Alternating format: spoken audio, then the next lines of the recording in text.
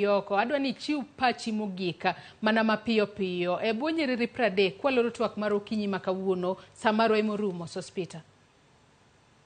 Mapiyo piyo adwa gwero kamane Ramogi kuom thuolo magimiya mondo mi awuo. But adwa na wach kamae. Akwayo mokwongo Kenya Power.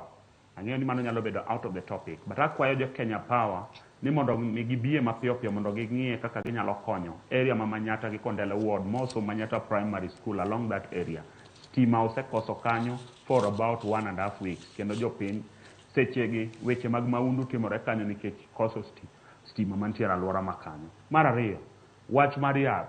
Akwayo mondo yedhe okete osiptande wa mwantiere godo aluora wa Kisumu County. Jopiny ok yud yo mayot magithiedhore godo. An kod tournament makwayo jowa duto moyera dhula. Tarik 14, tarik 15, chieng' finals en tarik 20. Uduto rwaku. Katieko on the bipartisan. Adwa kwayo jogo moyudo thuolo ma present issues kata views gi before the bipartisan committee. Ne was stress so much on kaka wanyalo duoko yore mag ngima piny. Mano e agenda maduong'. Mar ariyo adwa kwayo the national government. Gima onego bed ni sirikal mamalo timo ne oganda wasani en compensation. Jogo duto manyocha onegi kokalo kuom mandamano manyocha jowatimo.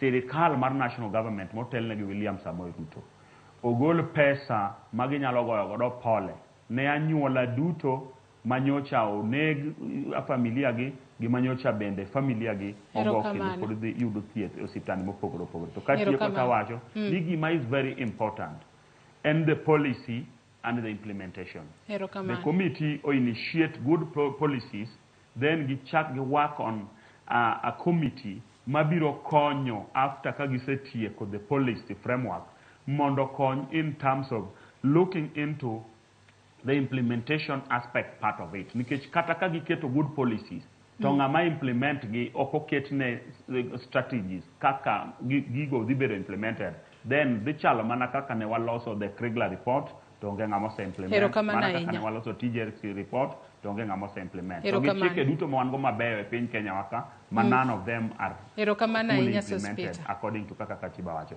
Erokamano Nyasaye mondo ogwedhi. Erokamano ahinya Sospita Obungu Owich kaachiel kod in Kevin Osido mane tudore kodwa kowuok e kaunti